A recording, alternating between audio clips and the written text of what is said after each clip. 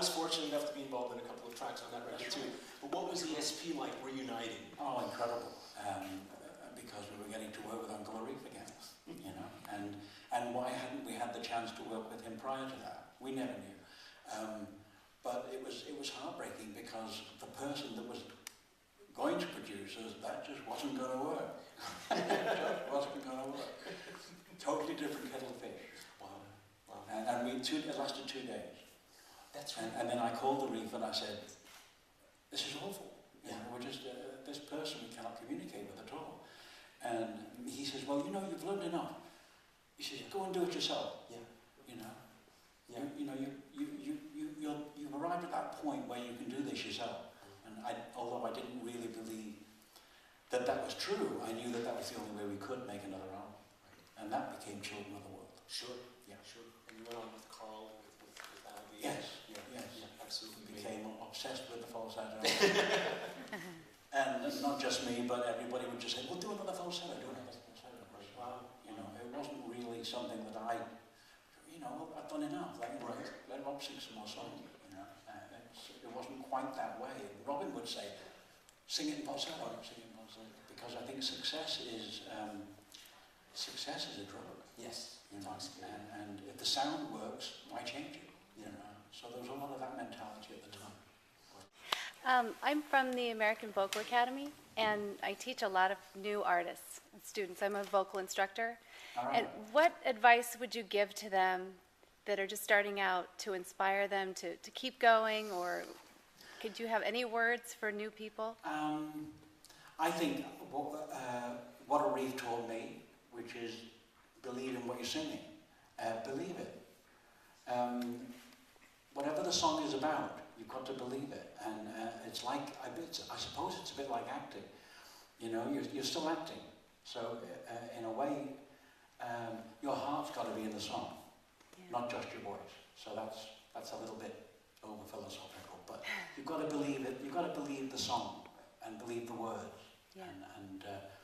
And that's the only advice I can give you, because it's what I learned from Arif, and you've got to believe it. If you don't believe it, it's not going to work. Barry, thank you for being here. We're honored.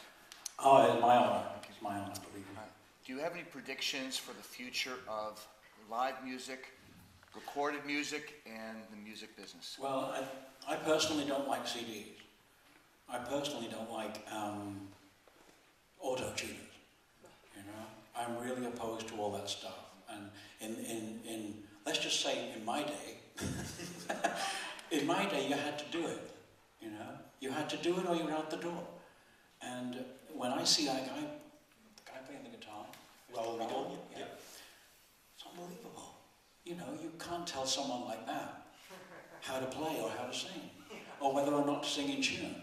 You know, some people are just pure artists, and there's nothing you can do to change what they're doing except to encourage it.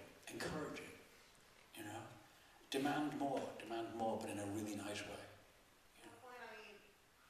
What point does a producer start feeling related to the artist and start feeling like he's imposing something over the artist? What's that balance?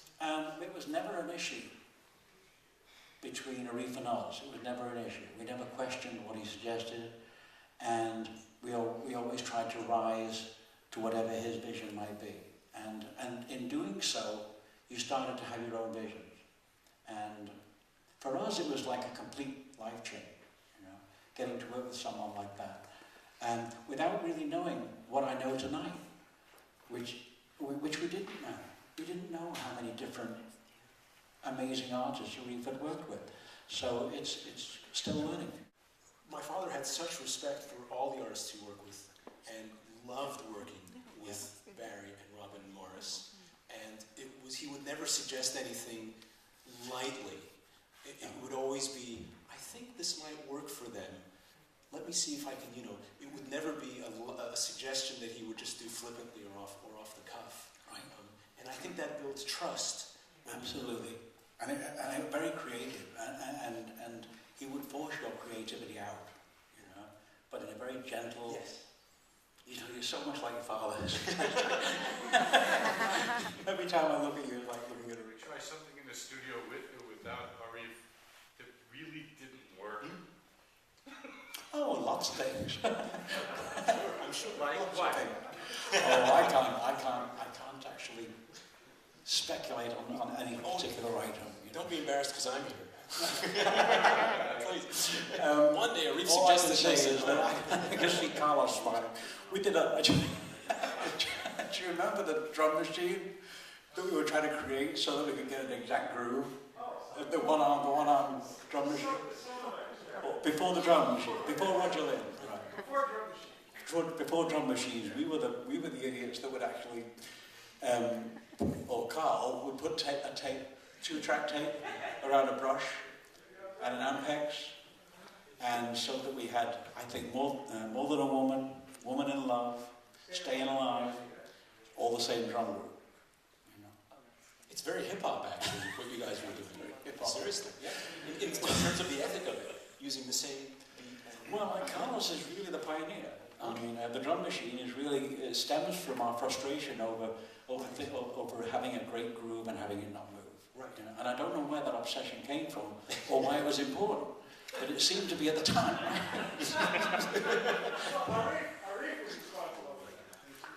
Yes, he certainly was. We've worked all over this building. Yeah. Viva stuff was done on the other side. Right. But How Deep Is Your Love, I think, was mixed in this little room here. Probably for the 3rd or 4th time. Right? It was next door. Yeah. The recreation lounge. Yeah. That's the studio. Yeah. Wow. Some great memories. And of course the building has changed, and in some ways it's very special no matter what. It seems like it's some kind of sacred ground. Yes, I believe that too. And it doesn't matter whether you have a room here or a room there. It's this part of Miami. It is. And this place. It is. That I don't know what it is, but everyone had a lot of success working. Yeah. This is a special place. Yeah. I'm very happy to be back here showing the film to all of you with Barry present tonight in this place. This question is for you, Barry. So the film I think touched on it very I'm briefly. going to salt and peppers. But who made the initial approach? Did the Bee Gees approach Arif, or was Arif made aware of the Bee Gees for the beginning of I that? don't really know. I only know that Robert Stigwood was always the integral element. He was always the one who would actually, what Robert says is, if you watch Entourage, we're all in it. And I think it's true. I've seen a few episodes now, and everybody's in it, and the craziness, and the nature of this business, and the music business isn't very much different than the film business. It's full of crazy people with crazy ideas. The first record, Mr. Natural, was actually, there was an album that preceded Main Course, which was made mainly in England and in New York. Well, that was a wonderful thing about Arif. We'd made a whole album called Mr. Natural, which, let's just say, got critical acclaim. But instead of Arif turning around and saying, "Oh, that's it for me, thank you," he said, "Let's make another album," And that was his nature. And we thought, wow, this has been already grueling.